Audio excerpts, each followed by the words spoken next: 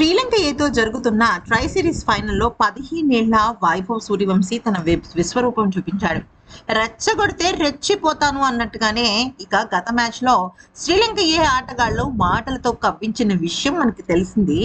కాకపోతే అది మనసులో పెట్టుకున్నాడో ఏమో తెలియదు కానీ కనీ విని ఎరుగని రీతిలో అసలు 11 బంతుల్లో హాఫ్ సెంచరీ కొట్టాడంటే మామూలు విషయం కాదు ఇది. దీంతో శ్రీలంక బౌలర్ల పైన రివెంజ్ తీర్చుకున్నాడు.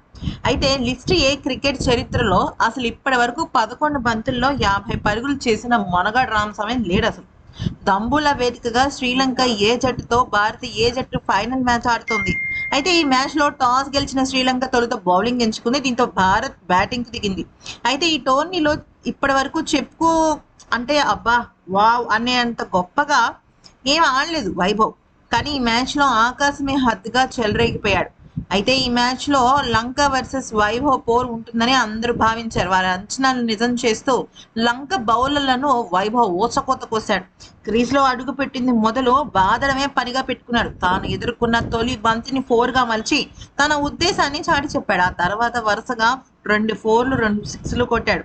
6వ బంతిని మాత్రం డాట్ చేశాడు. ఆ తర్వాత మళ్ళీ తన రేంజ్ లోకి వచ్చేసి ఒక 6, 2 4లు 3 6లు ఇలాగా 11 బంతుల్లో హాఫ్ సెంచరీ సాధించాడు. దీంతో లిస్ట్ క్రికెట్ లో ఫాస్టెస్ట్ సెంచరీ నమోదు చేసిన ఆటగాడిగా చరిత్ర సృష్టించాడు. 2005లో అతడు 12 బంతుల్లో 50 కొట్టాడు. అది కూడా ఎవరు?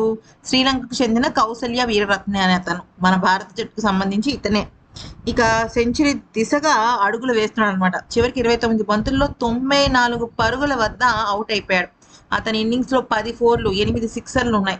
కరెక్ట్ గా వైభవ్ అవుట్ అయ్యే సమయానికి భారత్ జట్టు 8.5 ఓవర్లలో 132 పరుగులు చేసింది. ఈ వీడియో నచ్చితే లైక్ షేర్ అండ్ సబ్స్క్రైబ్.